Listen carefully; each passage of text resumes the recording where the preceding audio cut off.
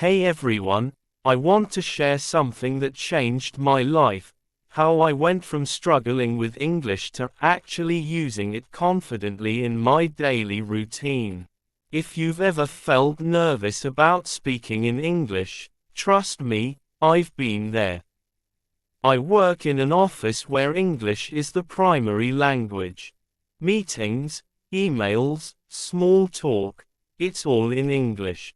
And let me tell you, at first, it felt like I was thrown into deep water without knowing how to swim.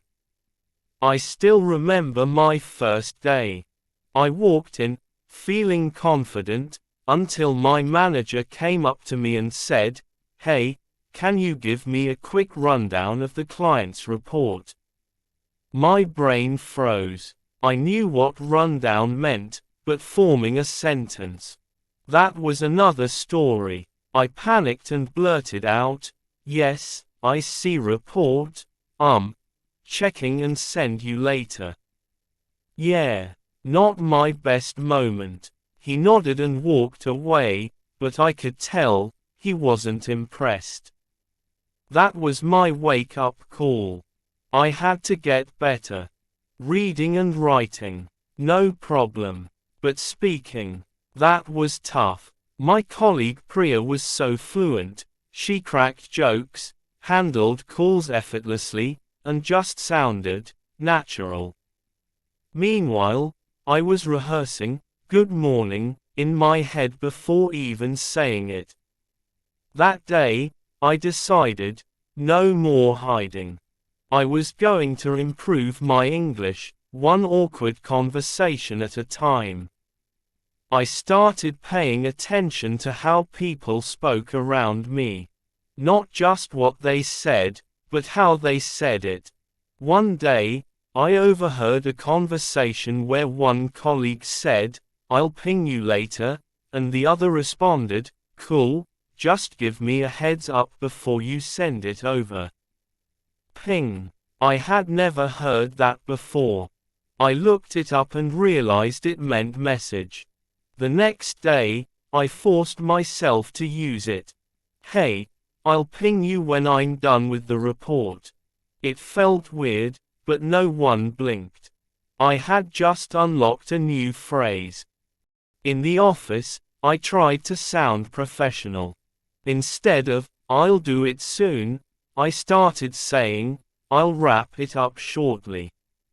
Instead of, "I'll let you know," I said, "I'll keep you posted." Instead of, "Tell me if you need help," I used, "Let me know if you need any assistance." But outside the office, that's where things got tricky. One evening, I was hanging out with my neighbor when she asked if I wanted tea. Without thinking, I said, "I'd appreciate that." She laughed. "Why so formal? Just say, 'Sure, thanks.'" That's when I realized, I was mixing formal and casual English. Of course, I still messed up.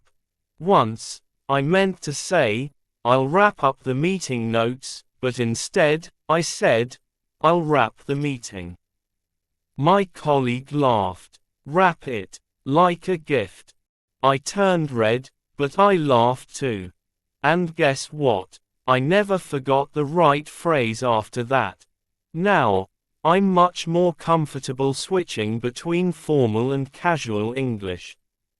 In the office, I say, "I'll check and get back to you," instead of, "I will check it and tell you later." Can we circle back to this? Instead of, "Let's talk about this again later." Thanks for reaching out, instead of, "Thanks for contacting me." But outside work, I keep it simple. "I'll get back to you later." "Let's catch up soon." Sounds good. Looking back, I realized the only way to get better was to actually use English, even if I made mistakes. And trust me, I made a lot. So, if you're struggling with English, my advice: listen, copy, and don't be afraid to sound silly. One day, you'll look back and realize how far you've come.